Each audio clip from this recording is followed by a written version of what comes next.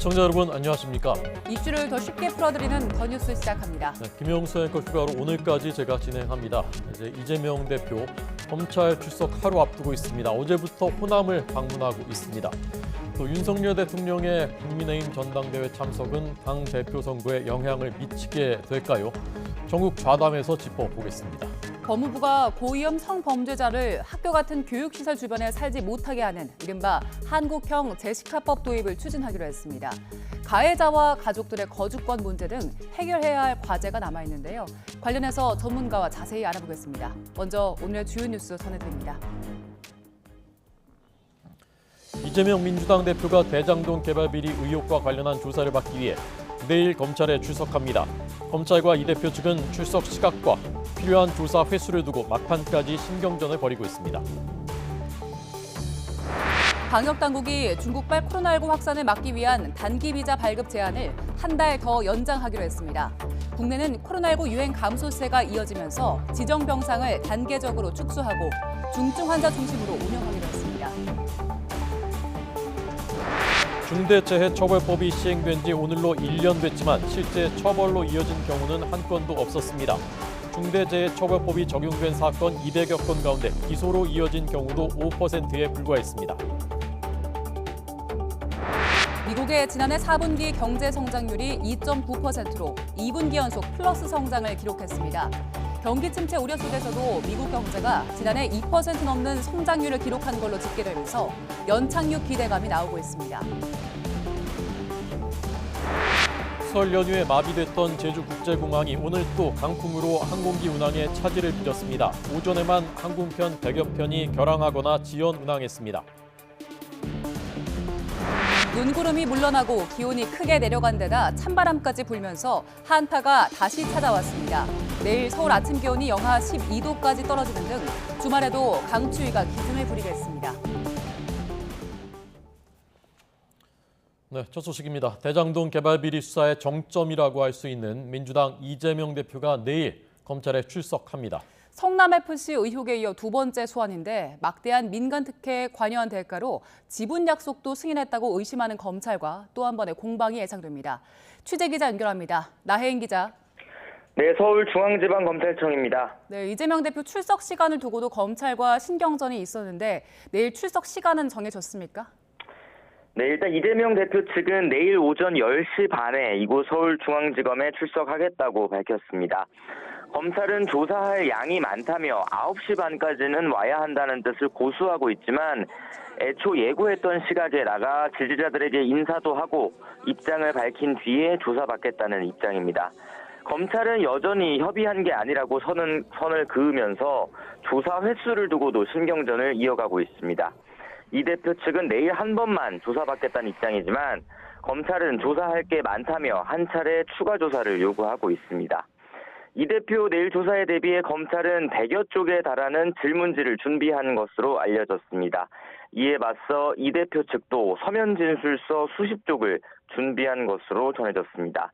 앞서 성남FC 후원금 의혹으로 조사받을 때처럼 검찰의 질문에 진술서로 가름하고 직접 답을 하는 건 자제할 가능성이 커 보입니다. 네, 질문지만 100여 쪽이라고 하는데 어떤 혐의들인지 자세히 정리해 주시죠. 네, 검찰이 이 대표에게 적용한 혐의는 배임과 이해충돌방지법 위반 등입니다. 대장동 개발 민간업자들이 막대한 이익을 얻고 성남도시개발공사가 손해를 본데 당시 성남시장이었던 이 대표의 책임이 있다고 검찰은 보고 있습니다. 검찰은 최근 유동규 전 본부장 등 대장동 일당 5명을 이해충돌방지법 위반 혐의로 추가 기소하면서 공소장에 이 대표 이름을 146차례나 언급했습니다. 특히 이 대표가 성남시장 시절 핵심 공약인 1공단 공원화 비용을 조달하려고 민간업자들에게 특혜를 줬다고 적시해 사실상 비리의 몸통으로 규정했습니다. 이를 위해 유 전 본부장과 당시 정책비서관이던 정진상 전 정무조정실장에게 대장동 사업 관련 실무 권한을 부여했다는 게 검찰의 판단입니다. 또 민간업자들이 선거자금을 지원한 사실과 대장동 개발이익 428억 원을 주겠다고 한 것을 이 대표가 측근을 통해 보고받고 승인했다는 의혹도 내일 조사에서 주요하게 다뤄질 것으로 보입니다. 지금까지 서울중앙지검에서 전해드렸습니다. 이재명 대표는 오늘도 호남 지역 민생 현장들을 방문하고 있습니다. 지지자들 결속을 다지고 있습니다. 네, 국민의힘 당권 주자들은 오늘 부산과 충남 등 지역을 찾으면서 총선 승리를 이끌 적임자를 뽑자며 당심 잡기에 여념이 없습니다. 취재 기자 연결합니다. 권남기 기자. 네, 국회입니다. 네, 먼저 민주당 이재명 대표 검찰 출석 하루 전인데 오늘도 민생 행보 이어가고 있다고요? 네, 그렇습니다. 검찰 출석을 하루 앞둔 더불어민주당 이재명 대표가 이틀 연속 전북에서 당원과 지지자들을 만나고 있습니다. 민생 현장을 방문하는 이른바 경청 투어의 일환으로 전북 익산에서 당 지도부와 함께 최고위원회를 연 데 이어 군산의 재래시장인 공설시장도 찾았습니다. 자신의 사법 리스크를 정면 돌파하겠다는 의지와 함께 내부 결속을 다지는 행보로 풀이되는데 당 차원에선 내일 이 대표 검찰 출석에 대해 내년 총선을 염두에 둔 정치 기획 수사라고 날을 세웠습니다. 명확한 증거 하나 제시하지 못하자 억지 기소를 통한 마녀 사냥식 여론 재판을 겨냥하는 것입니다. 삼류 소설을 방불케 하는 변호사비 대납 올가매기로도 모자라 다시 돌고 돌아 대장동 배임 타령이겠습니까? 네, 반면 여당은 야당 탄압이란 주장은 통하지 않는다며 정정당당히 나가서 수사를 받으라고 되받아쳤습니다. 대장동 일당과 결탁을 하여 거둬들였었던 1조 원에 가까운 대장동과 백현동 개발 이익을 횡재라고 생각을 하고 있습니다. 본인의 횡재에 대한 진실 규명부터 하시기 바랍니다. 이 대표는 내일 출석 때 자신의 입장을 밝힐 것으로 알려졌는데 앞선 출석과 같은 당 소속 의원들의 대규모 동행은 없을 것으로 보입니다. 네. 자, 국민의힘 당대표 후보들은 오늘 어떻게 움직이고 있습니까? 네, 국민의힘 당권 주자들은 부산과 충남 등을 방문하고 각 지역 당심 공략에 나섰습니다. 먼저 김기현 의원은 부산에서 비전 발표회와 함께 박형준 시장 만찬 등의 일정을 소화합니다. 김 의원은 연대와 포용, 탕평을 강조하는 이른바 연포탕에 이어 상향식 공천을 강조할 것으로 예상됩니다. 안철수 의원은 충남도당 방문과 김태흠 지사 면담 등의 일정으로 충남 지역 당원들을 공략하는데요. 안 의원은 내년 총선 승리를 위해선 수도권과 충청 지역 승리가 중요하다고 강조하며 영남을 뿌리에 둔 김기현 의원에 대한 공세를 이어갈 것으로 보입니다. 양강구도에서 두 경쟁주자의 견제는 갈수록 격화할 것으로 보이는데 앞서 불출마를 선언한 나경원 전 의원의 지지세를 끌어모으기 위한 연대 시도 역시 계속될 전망입니다. 네, 그리고 난방비 급등에 대한 책임과 대책을 둘러싸고 여야 공방 계속되고 있다고요? 네, 그렇습니다. 먼저 여당은 서민 부담을 줄이려는 방안을 추가로 마련 중이라고 강조하면서도 이전 정부의 에너지 정책 실패가 난방비 폭등의 주요 원인이라며 야당에 대한 공세를 이어갔습니다. 반면 민주당은 앞서 내놓은 7조 2천억 원 규모의 에너지 물가 지원금 지급을 다시 한번 강조하며 여당과 정부의 대응은 땜질 정책에 불과하다고 비판했습니다. 원가 상승과 지난 문재인 정권의 에너지 포퓰리즘으로 가스 가격을 올리지 않은 그런 결과라고 하지만은 당과 정부는 서민 부담 완화를 위한 다각도의 방안을 마련하고 있습니다. 온발에 오줌 누기식 땜질 정책을 할 것이 아니라 이를 넘어서서 국민의 고통을 덜어드리기 위한 특별한 대책을 강구해야 합니다. 남 탓만 하는 유체 이탈 화법으로는 문제를 해결할 수가 없습니다. 네, 이와 함께 중대재해처벌법을 두고도 실효성이 떨어지고 경영계 부담이라는 여당과 법 무력화 시도를 중단하라는 야당이 공방을 주고받았습니다. 지금까지 국회에서 전해드렸습니다. 나경원 국민의힘 전 의원이 전당대회 불출마를 선언한 뒤 처음 실시한 여론조사에서 김기현 의원이 선두를 유지하고 안 의원이 맹추격하는 조사 결과가 나왔습니다. 리얼미터가 미디어 트리뷴 의뢰로 지난 25일과 26일 전국 성인 남녀 1,900명, 국민의힘 지지층 422명을 대상으로 조사한 결과 김 의원은 국민의힘 지지층에서 40.0%로 당대표 지지도 1위를 차지했습니다. 안철수 의원은 33.9%로 직전 조사 17.2%보다 2배 가까운 지지율을 보이면서 2위로 뛰어올랐습니다. 양자구도 체제를 굳혀가고 있는 김 의원과 안 의원의 지지율 격차는 직전 조사에서는 23%포인트였지만 이번에는 오차범위 아닌 6.1%포인트로 좁혀졌습니다. 가상 양자 대결에서는 김기현 의원이 48.0%, 안철수 의원이 40.8%로 7.2%포인트 격차가 났는데 역시 오차범위 아니었습니다. 자세한 내용은 리얼미터나 미디어 트리뷴 홈페이지를 참조하면 됩니다. 네, 여야 공방 들으셨습니다마는 어디 가나 요즘 난방비 얘기입니다. 난방비 좀 아끼기 위해서 방한용품 판매가 늘고 있다고 합니다. 현장을 취재하고 있는 김태원 기자 나오십시오. 네, 서울 응암동에 있는 마트입니다. 네, 현장에 가보니까 상황이 어떻던가요? 네, 제 옆으로 방한용품을 진열한 판매대가 보이실 텐데요. 창문을 통해 냉기가 들어오는 것을 막아주는 문풍지와 일명 뽁뽁이라고 불리는 단열 시트의 경우 이번 달 판매량이 지난해 같은 달과 비교해 20% 가까이 늘었습니다. 또 내복과 전기요는 1년 전보다 70% 더 팔려나갔습니다. 다른 대형마트에서도 문풍지와 핫팩, 온풍기 등 방한용품 판매량이 1년 전과 비교해 30%에서 40% 가까이 늘었습니다. 이렇게 많은 사람이 방한용품을 찾게 된 건 최근 난방요금이 부쩍 올랐기 때문입니다. 통계청이 지난달 발표한 소비자 물가 동향을 보면 1년 사이 도시가스 요금은 36%, 지역 난방비는 34%, 또 전기요금은 18% 넘게 올랐습니다. 요금 상승분이 고스란히 반영된 이른바 난방비 폭탄 고지서를 받아든 시민들, 이번 달 기록적인 한파가 찾아왔는데도 쉽사리 난방 온도를 올리지 못하고 방한용품에 기대고 있는 겁니다. 저소득층이나 노인 1인 가구 등 에너지 취약계층이 받는 타격도 더욱 커지고 있습니다. 지난해 1분기 기준 소득 상위 20%의 가구 연료비는 16만 7천여 원으로 전체 소득의 2%에 그쳤지만 소득 하위 20%가 연료비로 지출한 금액은 10만여 원 정도로 전체 소득의 12%를 차지했습니다.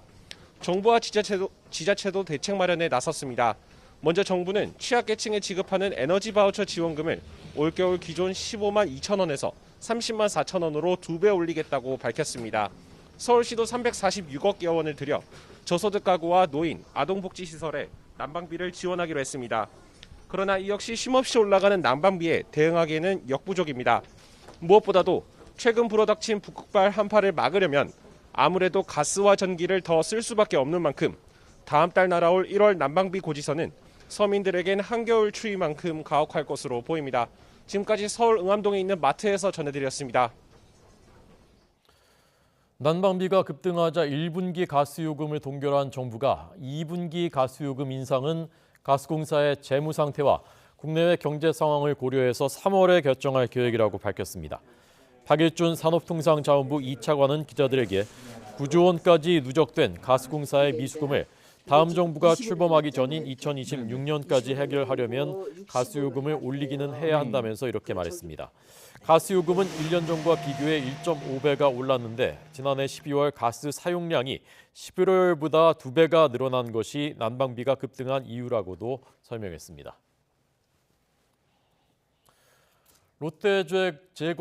제과와 빙과류 가격을 다음 달 1일부터 올립니다. 초코 빼빼로 꽃갈콘이 1,500원인데요. 1,700원이 됩니다. 가나 초콜릿 목캔디는 1,000원에서 1,200원으로 오릅니다. 스크류바 조스바는 500원입니다. 그런데 600원이 되고요. 월드콘 설레임은 1,000원에서 1,200원으로 오릅니다. 원재료 포장재 등 가격이 올랐고 인건비, 물류비, 전기가스요금 모두 올라서 원가 부담이 커졌다고 설명했습니다. 파리바게트도 다음 달 2일부터 90여 개 제품 가격을 평균 6.6% 인상합니다. 프레시 식빵 가격이 3,200원에서 3,300원으로 오르고 치즈, 소세지, 페스트리 가격은 2,800원에서 2,900원으로 오릅니다. 역시 원료비 또 각종 제반 비용이 올라서 가격 인상이 불가피하다고 설명했습니다. 네, 설 연휴에 마비돼서 무려 4만 명 발이 묶였던 제주공항이 다시 지금 마비되고 있습니다. 강풍 때문에 그렇다고 합니다. 자세히 듣겠습니다. 황보선 기자 나오십시오. 네, 전국부입니다. 네, 전국부 황보선 전국부장입니다. 지금 어떤 상황입니까? 네, 여전히 바람이 세게 불고 있고요. 그래서 운항이 정상화하지 않고 있는 상황입니다. 오늘 오후 1시 기준으로 제주공항을 오가는 국내선 항공편 65편이 결항입니다. 또 예정 시각보다 30분 이상 늦어지는 지연 운항도 51편에 이르는 것으로 나타났습니다. 제주공항에서만 116편이 차질을 빚은 셈인데요. 제주공항에 오늘로 예정된 국내선 항공편은 모두 457편인데 결항이나 지연이 더 늘어나지 않을까 우려됩니다. 이번 운항 차질도 설 연휴 마지막 날과 같은 이유에서 비롯됐습니다. 강풍과 함께 바람의 방향과 세기가 급히 바뀌는 이른바 급변풍이 불고 있기 때문입니다. 실제로 제주도에는 강풍경보와 급변풍경보가 발효되어 있습니다. 오늘 오후 6시쯤에는 이 강풍이 잦아들 것이다 이렇게 예상이 되지만 특보는 밤 9시까지로 좀 설정되어 있습니다. 아까 제주공항에 도착한 한 승객 얘기를 들어봤는데 항공기 동체가 여러 차례 흔들리면서 불안하게 착륙했다 이렇게 전했습니다. 공항 관계자는 강풍 경보가 발효된 가운데 이른바 급변풍이 부는 등 기상 상황이 좋지 않아서 결항이 발생하고 있다며 이용객들은 사전에 운항 정보를 확인하셔야 한다 이렇게 부탁했습니다. 앞서 설 연휴 마지막 날인 지난 24일 강풍과 급변풍이 부는 가운데 많은 눈이 내리면서 제주공항을 오갈 예정이었던 국내선과 국제선 470여 편이 모두 결항했고 4만여 명의 발이 묶이기도 했습니다. 지금까지 전국부에서 YTN 황보선입니다. 오는 30일 다음 주 월요일입니다. 다음 주 월요일부터 시행되는 코로나19 실내 마스크 착용 완화 세부 지침이 발표됐습니다. 방역당국은 다만 고위험군이나 밀접, 밀집, 밀폐 환경에서는 마스크를 착용해달라고 강력하게 권고했습니다. 취재기자 연결합니다. 김연아 기자. 네, 사회 2부입니다. 네, 실내 마스크 착용 세부 지침 어떤 내용입니까? 네, 정부는 오늘 30일부터 실내 마스크 착용 의무 조정 1단계를 시행합니다. 일부 고위험 시설을 제외한 실내에서 마스크 착용 의무가 권고로 전환됩니다. 실내에서 마스크를 쓰지 않아도 과태료가 부과되지 않는 겁니다. 정부는 코로나19의 국내 유행 감소와 위중증 사망자 발생 감소, 안정적 의료 대응 역량 등을 고려해서 실내 마스크 의무를 완화한다고 밝혔습니다. 물론 마스크를 쓰는 걸 막는 건 아니라서 업소나 시설들이 자체적으로 마스크를 착용하도록 요구할 수 있기 때문에 규제가 완화되는 첫 주엔 혼란이 불가피할 전망입니다. 실내 마스크 착용 의무 조정 1단계에서는 대중교통이나 병원, 약국, 감염 취약시설에선 마스크 착용 의무가 유지됩니다. 고위험군이나 환기가 어려운데 실내에 있을 때도 마스크 착용이 강력하게 권고됩니다. 특히 병원이나 감염 취약시설 등 마스크 의무 착용 시설 안에 있는 사우나나 헬스장 등에선 마스크를 써야 합니다. 방역당국은 또 2월 둘째 주까지 코로나19 지정병상을 5,800여 개에서 3,900여 개로 축소하기로 했습니다. 방역당국은 오늘 신규 확진자가 3만 1,000여 명으로 설 연휴 이후 소폭 증가했지만 전반적인 유행 감소 추세가 달라지지는 않을 거로 보고 있습니다. 오늘 위중증 환자는 481명, 사망자는 36명입니다. 네, 그리고 중국에 대한 단기 비자 발급 제한 조치 한 달 더 연장됐다고요? 네, 방역당국은 국내 상황이 나아지고는 있지만 춘절 이후 해외 유입으로 인한 재확산 가능성을 배제할 수는 없다고 판단했습니다. 중국발 단기 체류 외국인의 양성률은 오늘 6.8% 등 2주째 한 자릿수를 기록 중이지만 같은 기간 전체 해외 유입 확진자 1,404명 가운데 중국발 확진자가 890명으로 압도적이라 안심할 수는 없는 상황입니다. 중대본은 다만 2월 28일 전이라도 상황이 호전되면 비자 발급을 재개할 수 있다고 덧붙였습니다. 이와 함께 30일부터는 6개월 이상 4세 미만 영유아를 대상으로 한 코로나19 예방접종도 시작됩니다. 특히 면역 저하나 기저질환이 있는 고위험군 영유아가 대상인데요. 30일 사전 예약이 시작되고 당일 접종은 다음 달 13일부터 가능합니다. 지금까지 사회 2부에서 YTN 김연아입니다. 세계보건기구 WHO가 오늘 코로나19 공중보건 비상사태 유지 여부를 결정합니다.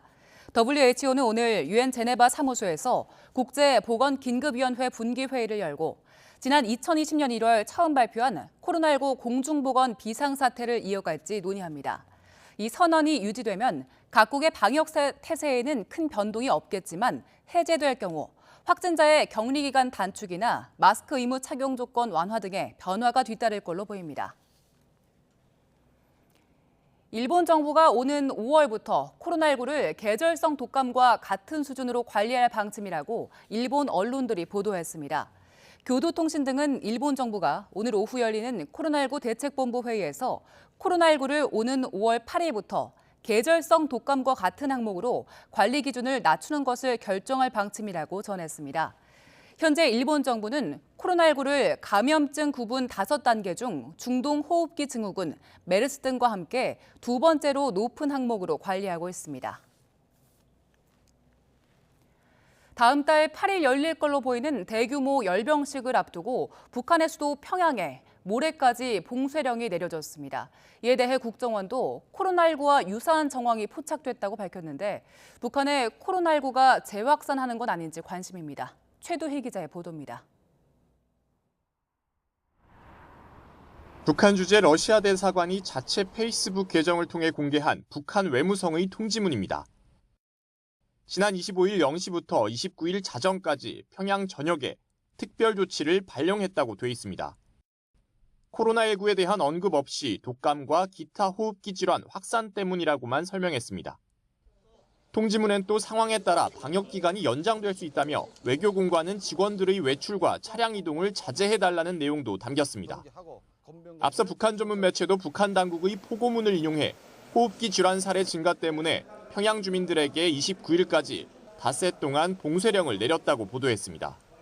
아무리 북한이 국경을 봉쇄한다 하더라도 일부 무역의 가능성은 열려 있거든요. 중국의 확진자율이 굉장히 높은 상황에서 북한 쪽으로 전파됐을 가능성도 완전히 배제할 수 없다라는 것이죠. 올해 고강도 도발을 예고한 북한이 새해 첫날 단거리 탄도미사일을 쏜 뒤 한 달 가까이 조용하다는 점도 미심쩍은 대목입니다. 이에 대해 국정원도 북한에서 코로나19 발생과 유사한 정황이 포착됐고 북한 내부 동향을 주시하고 있다고 밝혀 코로나19 발생 가능성에 무게를 실었습니다. 이런 가운데 북한 관영 매체는 비상 방역전을 강도 높이 전개해야 한다며 대규모 열병식을 앞두고 방역의 고삐를 바짝 쥐고 있는 모양새입니다. 앞서 북한은 지난해 4월 열병식을 계기로 코로나19가 확산한 전례가 있는데 북한 당국은 같은 해 5월 코로나19 확진자 발생 사실을 처음으로 인정한 뒤 8월에 방역대전 승리를 주장했습니다. YTN 최두입니다. 이태원 참사를 계기로 마련된 정부의 재난 안전 강화 대책이 발표됐습니다. 영상으로 쉽게 신고를 할 수 있게 했고 비슷한 지역에서 신고가 반복되면 경찰 내부망에 자동 표출되게 하는 시스템이 도입됩니다. 112, 119 이 신고 번호를 합치는 방안도 논의됐지만 그대로 유지하기로 했습니다. 차유정 기자 보도합니다. 이태원 참사를 키운 원인 가운데 하나가 초동 대응 실패였습니다. 참사 4시간 전부터 통제를 요청하는 신고가 쏟아졌지만 경찰은 심각성을 파악하지 못했습니다.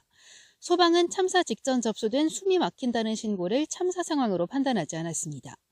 숨을 못 쉬겠다는 부분이 일반적으로 문자화되어 있기 때문에 우리가 생각하는 그런 숨을 못 쉬겠다는 것이 아니고 압착돼 가지고 이런 사항들이 아닌 걸로 그렇게 지금 제가 확인을.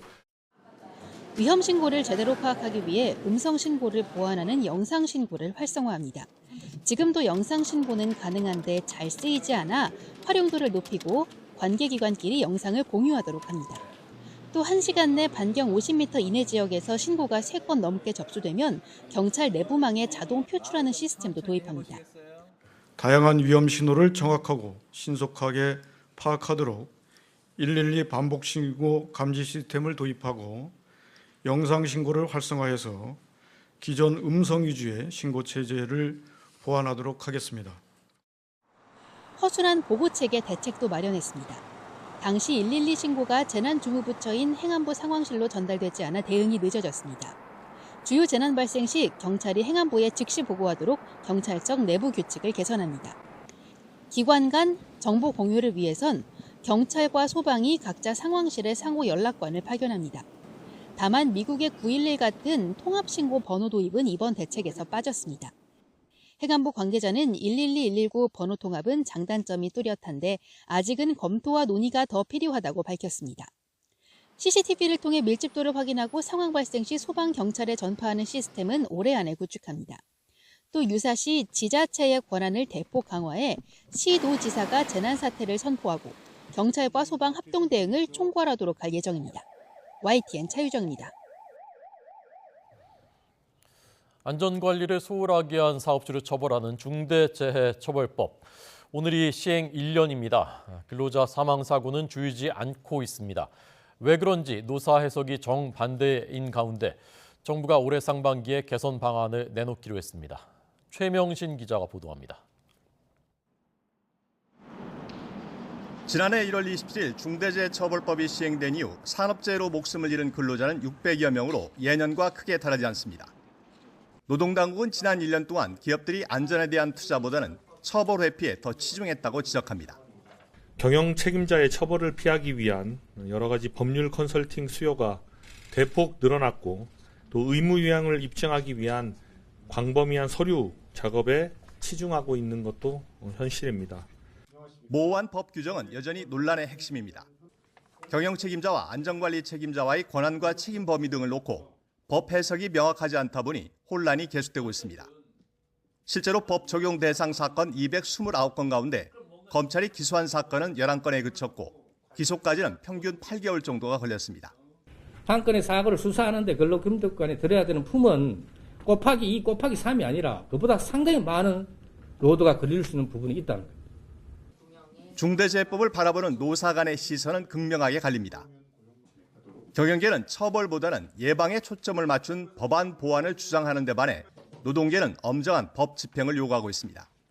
이 법이 큰 사회적인 쟁점이 된 부분들은 저희는 이제 법률에 흥결이 좀 있다라고 봅니다. 그 사업장에서는 지금 개선이나 그 사업장이 어떤 부분들이 되는지도 오히려 지금 후퇴하는 사업장까지 좀 나타나고 있는 게 현실인 것 같습니다. 전문가들은 노사정 모두에게 책임이 있다고 지적합니다. 경영계에는 적극적인 안전관리 체계 구축을, 노동계에는 현실적인 대안 고민을, 행정당국엔 철저한 사전관리 감독을 주문합니다. 사망사고를 줄려면 감독관이 현장을 돌면서 감독을 해야 합니다. 계속 사람만 붙들어놓고 조사하는 것 가지고는 사망사고를 실질적으로 줄일 수 없다. 내년부터 52 미만 영세 사업장이 법 적용 대상에 추가되는 만큼 이 문제도 풀어야 할 과제입니다. 52 미만 사업장은 전체 사업장의 90%가량을 차지하는 데다 산업재해의 80%가 집중돼 있지만 예방 체계를 만들 능력이 부족한 게 현실입니다. 이에 정부는 법 개선 논의를 위한 TF를 발족하고 올 상반기 안에 개선 방안을 내놓기로 했습니다. 획일적인 처벌과 규제 대신 노사 스스로 자율 역량을 키우는 방안이 유력시됩니다. 하지만 이럴 경우 경영계의 손을 들어준 모양새여서 가뜩이나 노동개혁 이슈로 정부와 대립각을 세우고 있는 노동계의 반발은 불가피할 전망입니다. YTN 최명신입니다.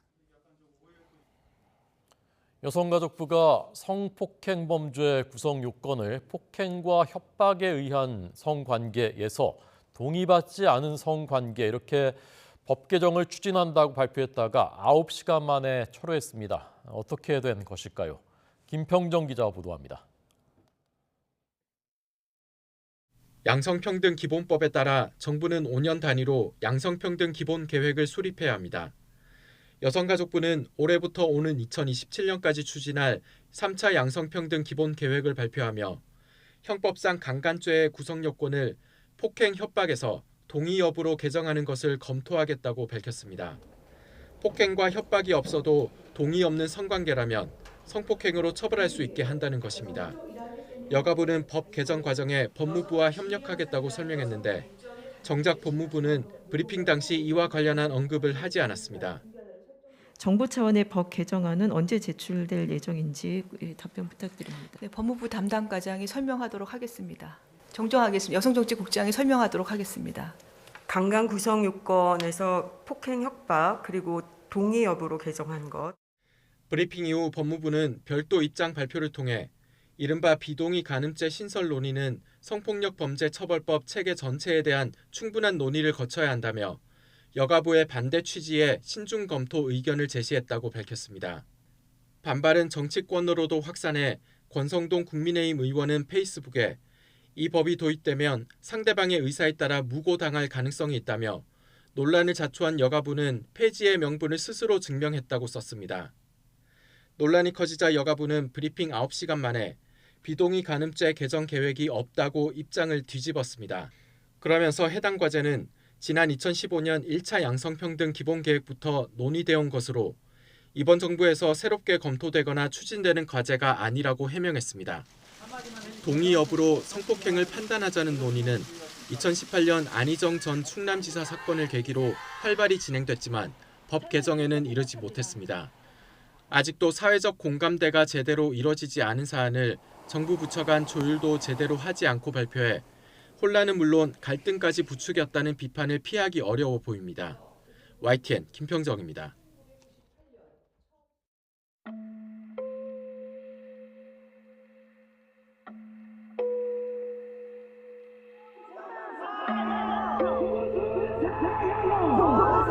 안산 시민은 조두순과 같이 살기 싫다. 연쇄성 폭행범이 화성시를 떠나 우리 아이들과 학생들의 평화를 찾을 때까지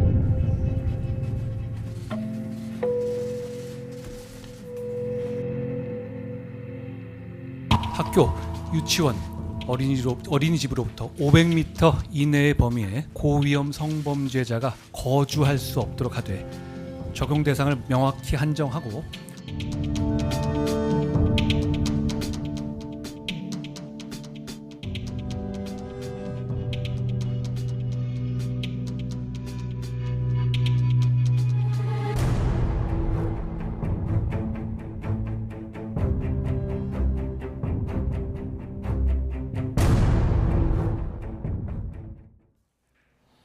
네, 저희가 이 문제를 짚어보려고 하는데요. 먼저 지금 들어온 속보입니다. 해직 교사를 부당하게 특별 채용한 혐의로 재판을 받아왔죠. 조희연 서울시 교육감 1심에서 유죄 판결이 조금 전에 내려졌습니다. 서울중앙지방법원 판결이 조금 전해졌습니다. 조희연 서울시 교육감에게 징역 1년 6개월에 집행유예 2년이 선고됐습니다. 그러니까 징역 1년 6개월, 집행유예 2년, 집행유예지만 유죄 판결입니다. 이 판결이 이제 확정이 되면 교육감직을 잃게 되는 것이지만 지금 1심 재판입니다. 그래서 1심에서는 일단 징역형과 집행유예, 유죄 판결이 나왔다는 소식입니다. 네, 혐의를 좀 보면요. 지난 2018년에 조 교육감이 서울시 교육청이 전국 교직원 노동조합 출신 해직 교사 등 5명을 부당하게 채용한 혐의로 기소가 됐고요. 채용된 사람들 가운데 한 명은 지난 2018년 교육감 선거에 예비 후보로 출마했다가 조 교육감과 단일화한 인물입니다. 앞서 검찰은 조 교육감이 특정 인물을 내정한 뒤에 공개 경쟁을 가장해서 이들을 특별 채용했다고 봤고요. 조 교육감에게 징역 2년 그리고 실무를 담당했던 한모 씨 이 사람에게는 징역 1년 6개월을 구형했습니다. 저희가 자세한 소식은 들어오는 대로 전해드리겠습니다. 네, 물론 아직 3심까지 가봐야 되겠지만 어쨌건 금고 이상 형을 받으면은 교육감직 상실할 수 있는 것이기 때문에 1심은 조희연 교육감에게 입장에서는 상당히 아픈 결과 나왔다고 할 수가 있겠습니다. 네. 조금 전 이 한국형 재시가법 자세히 알아보기 위해서 저희가 전문가를 초대했습니다. 네, 관련해서 이은희 변호사와 자세한 이야기 나눠보겠습니다. 안녕하십니까? 어서 오세요. 안녕하세요.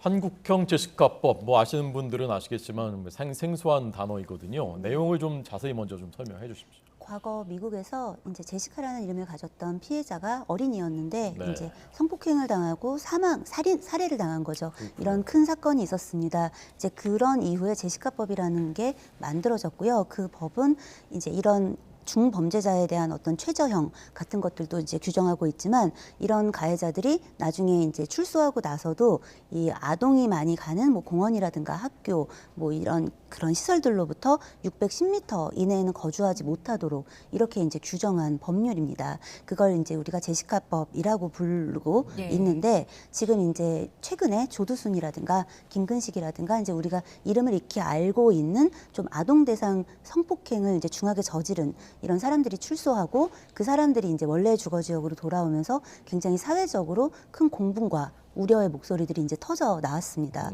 이제 그러다 보니까 이제 이거에 이제 부응해서 지금 현재 법무부에서 이 한국형 제시카법을 하겠다. 우리는 이제 공원은 좀 뺐지만 우리의 현실에 맞지 않아서 보육시설이라든가 어린이집 같은 걸 얘기하는 거고요. 학교 이런 시설로부터 500m 이내에 거주하지 못하도록 이제 하는 그런 우리형 제시카법을 도입하겠다. 이제 이런 것들을 발표한 중입니다. 네. 지금 핵심이 네. 거주를 제한한 거잖아요. 네. 500m 이내에 네. 거주하는 걸 제한한 건데 여기에 방점을 찍은 이유는 어떻게 보고 계세요?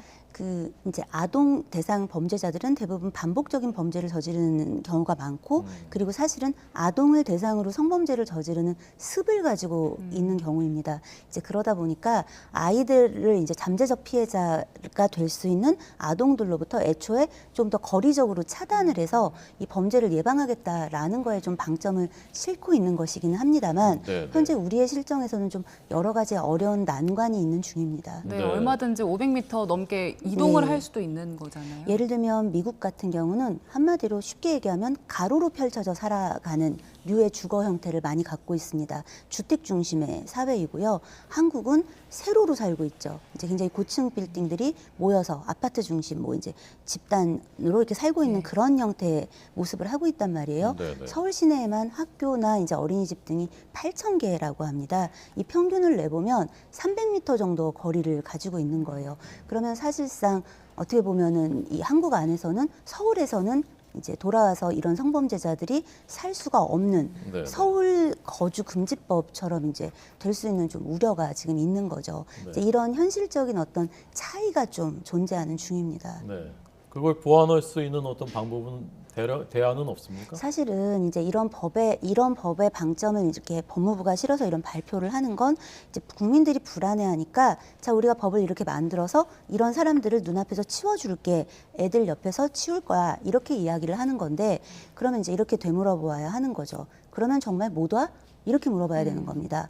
대한민국은 아까도 제가 말씀드렸지만 세로로 이렇게 길게 살아갈 정도로 빽빽하게 모여 살고 있고요. 대중교통시설도 굉장히 발달되어 있습니다. 밀집되어 있는 삶이라서 그렇습니다.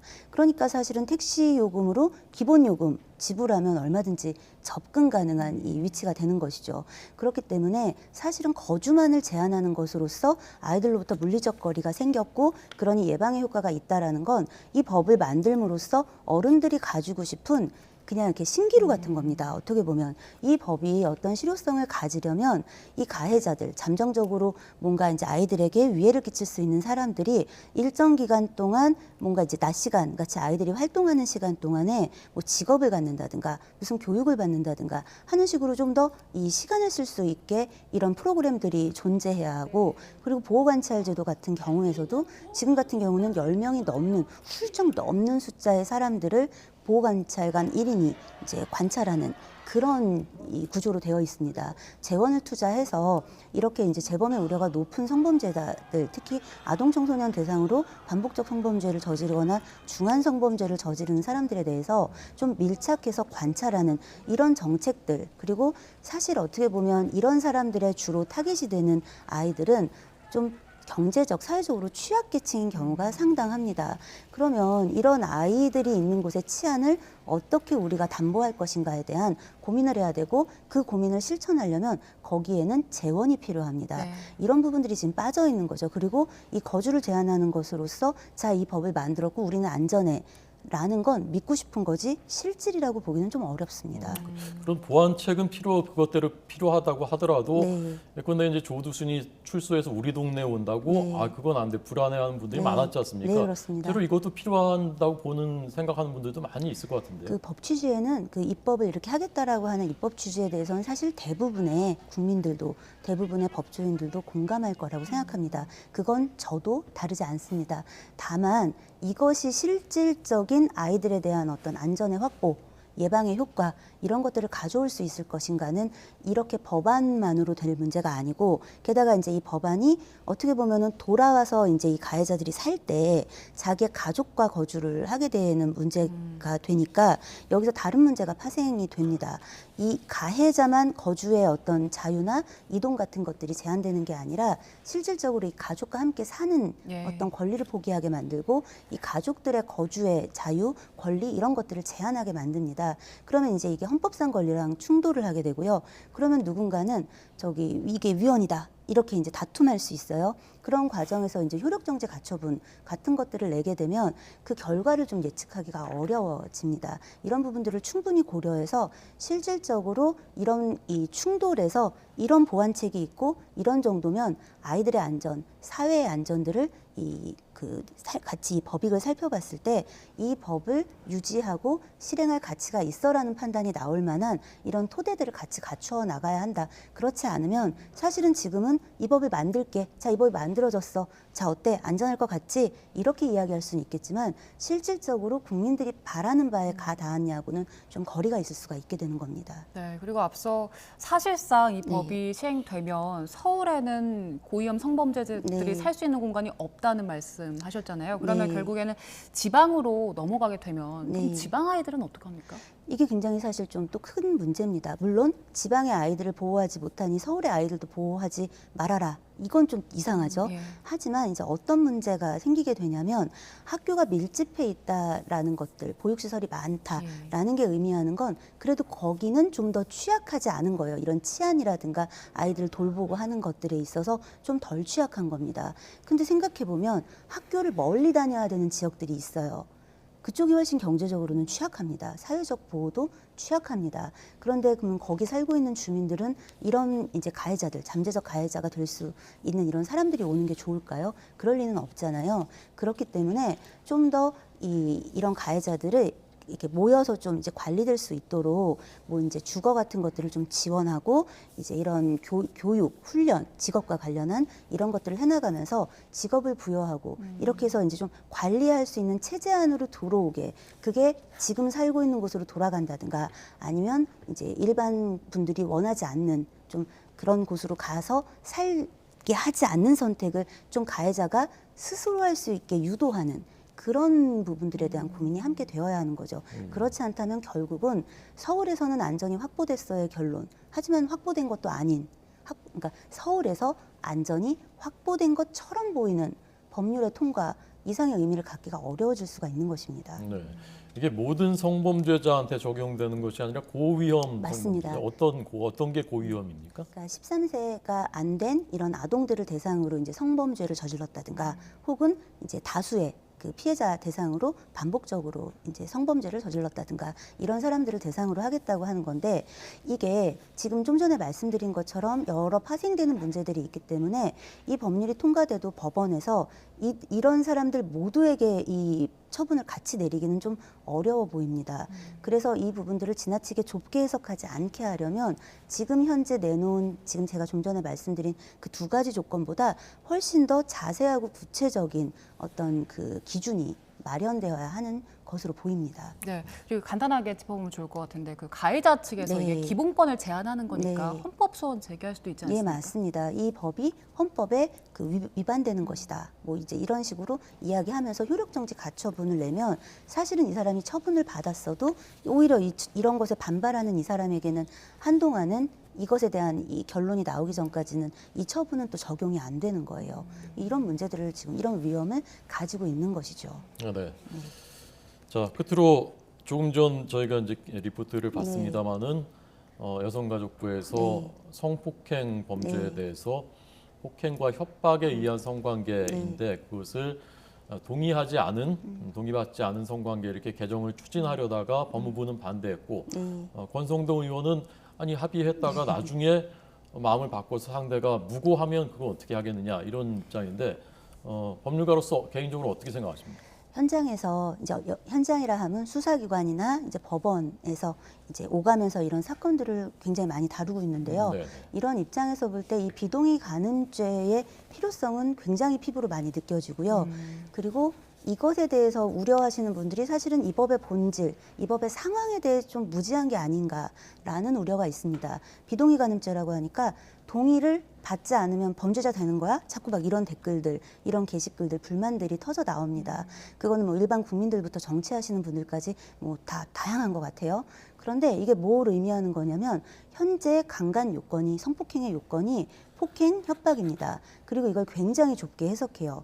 그런데 예를 들어 피해자가 되는 사람들의 입장에서 생각을 해보면 예를 들어 밀폐된 공간 안에 지금 가해자하고 둘이 있는데 싫어요, 아니에요, 나는 안 하고 싶어요 이렇게 얘기를 했어요. 그런데 이 상대방이 강행할 때 이거에 대해 저항하기 어려울 수가 있습니다. 이게 어떤 자기의 신변의 안전하고도 직결되어 있는 거잖아요. 꼭 이 가해자가 칼을 들고 있고 뭔가 무기를 들고 있고 그렇게 해야지만 이 저항을 못하게 되는 게 아니라 싫어요는 분명히 하고 있지만 그게 관철되지 않는 종류의 사건들이 굉장히 많습니다. 그런데 피해자의 입장에서 보면 이게 타당한 상황이고 지금 이런 부분들이 해결돼야 되고 이건 분명한 폭력인데 이런 부분들에 대해서 그동안 법이 보아주지 않았던 거예요. 왜냐하면 가해자 중심에서 법을 적용하고 해석해 왔기 때문입니다. 그래서 이제 이런 부분들 때문에 자, 이렇게 의사에 반하여 하는 것들에 대해서도 이거를 적용해야 된다. 이런 부분들이 확인이 된다면 이건 폭력으로 규정하고 처벌해야 된다라는 이제 그 법이 비동의 간음죄인 거고요. 이미 되게 많은 국가에서 하고 있습니다. 그리고 2018년 3월에 유엔에서도 권고했어요. 비동의 간음죄 이거 입법하도록 권고했는데 그로부터 지금 현재 5년이 지난 겁니다.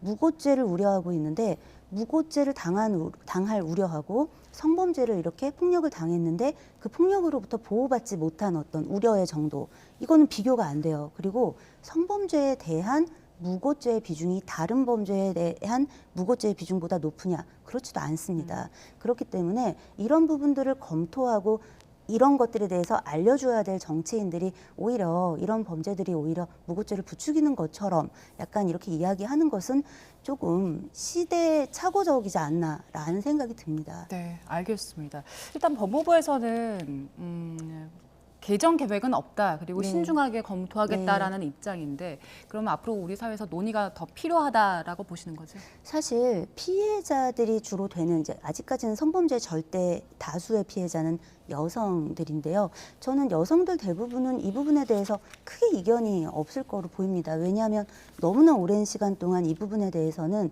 이런 법조 일선에서도 그리고 입법의 어떤 분야에 있는 안에서도 계속 얘기가 되어 왔던 거고 심지어 유엔에서조차 이건 좀 아닌 것 같으니 개정해라 라고 할 정도의 상황이다.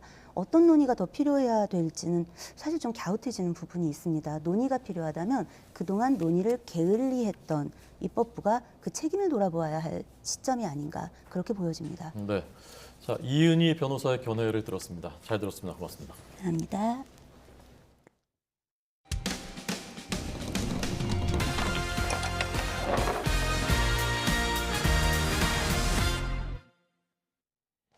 정부가 전통시장에서 쓰는 온누리 상품권 활성화하기 위해서 17억 원어치 경품을 주는 복권 이벤트를 실시하고 있습니다. 원래는 지난해 12월부터 경품을 지급할 계획이었는데 예산 편성이 삐걱대면서 당첨금 지급이 계속 미뤄지고 있습니다. 윤성훈 기자의 보도입니다. 전통시장에서 현금처럼 쓰면서 할인 혜택도 받을 수 있는 온누리 상품권. 최근에 모바일 앱에서 충전하는 방식이 새로 도입됐습니다. 정부는 지난해 11월부터 올해 1월까지 모바일 앱으로 상품권을 사용하면 추첨을 거쳐 상품권을 다시 충전해주는 소비복권 이벤트도 시작했습니다. 만 원부터 최대 100만 원까지 모두 5,120명에게 17억 원어치를 나눠주는 큰 행사입니다. 상품권 홈페이지에는 지난해 12월 중순 이후 차례대로 경품을 지급한다는 공지도 뚜렷합니다. 그러나 아직 경품을 받은 사람은 아무도 없습니다. 행사 첫 달인 11월 말 뽑힌 1회차 당첨자들조차 당첨금이 충전되기를 기다리는 상황입니다. 저희가 최초로 통보받은 게 11월 30일 통보받았어요. 맨 처음에는 지급 안에는 12월 중순이라고 안내를 했거든요. 근데 지금도 못 받고 있네요. 국가에서 하는 사업이지만 그건 좀 잘못된 것 같잖아요.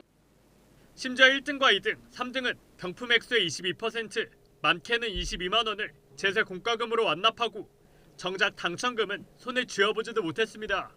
받은 건 정부 예산 편성 일정으로 당첨금 지급이 지연될 예정이라는 안내 문자가 전부입니다. 이에 대해 정부는 우선 1등부터 3등까지 당첨자에게서 제세 공과금 납부 동의를 받는 데 시간이 걸렸고 형평성 차원에서 4등과 5등에게도 한꺼번에 당첨금을 주려다 보니 지난해 잡아둔 예산을 집행하지 못한 채 해를 넘기며 문제가 발생했다고 인정했습니다. 결국 온누리 상품권 발행 예산을 올해 다시 편성해야 해서 현재 절차를 밟고 있다는 설명입니다. 정책적인 행정적인 준비가 조금 미흡했던 걸로 보여지네요. 그런 걸 충분히 예상해서 지급 기한이라든지 이런 거에 대해서 꼼꼼히 챙겨봤어야 되는데. 정부는 예산 재편성을 얼른 마무리하고 당첨금도 조속히 지급될 수 있도록 하겠다고 밝혔습니다. 그러나 이미 당첨된 사람들에게도 약속을 지키지 못한 가운데 5회차부터 마지막 7회차까지 앞으로 당첨될 이들에게는 언제 당첨금을 줄 수 있을지는 불투명합니다. YTN 윤성훈입니다. 핫단지도 칼바람이 불면서 강추위가 기승을 부리고 있습니다. 현재 서울 기온은 영하 4.4도로 여전히 영하권이고요. 찬바람의 체감 온도는 영하 11도 선까지 뚝 떨어졌습니다. 내일은 오늘보다 날이 더 추워지겠습니다. 내일 서울 아침 기온 영하 12도까지 곤두박질 치겠습니다. 한랭 질환에 걸리지 않도록 건강관리 잘해주시기 바랍니다. 현재 내륙은 대체로 맑은 하늘이 함께하고 있습니다. 하지만 서해안에는 계속해서 눈이 내리고 있는데요. 호남 서해안과 제주 산간, 울릉도 독도에는 대설특보가 내려진 가운데 호남 서부는 오늘까지 최고 7cm, 제주 산간은 내일까지 15cm 이상의 많은 눈이 예상됩니다. 울릉도 독도에도 내일까지 최고 30cm의 폭설이 쏟아지겠습니다.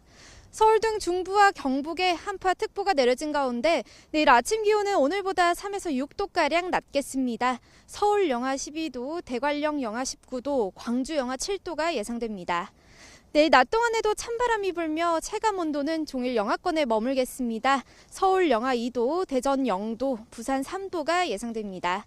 주말인 내일은 오전부터 오후 사이 서해안에 1에서 3cm의 눈이 내리겠습니다. 서울 등 수도권 일부 지역에도 눈이 날리는 곳이 있겠습니다. 강추위는 휴일 낮부터 점차 누그러질 전망입니다. 서해안과 제주도에는 강풍특보가 내려진 가운데 초속 20m 이상의 돌풍이 몰아치겠습니다. 또 대부분의 해상에는 풍랑특보가 내려진 가운데 파도가 거세게 일겠습니다. 해안가 안전사고에도 각별히 유의하시기 바랍니다. 지금까지 YTN 원희다입니다. 내일 검찰에 가는 이재명 대표 지금은 호남을 방문하고 있습니다. 네, 윤석열 대통령의 국민의힘 전당대회 참석은 당대표 선거에 영향을 미치게 될지 잠시 뒤 더 정치 시간에 짚어보겠습니다.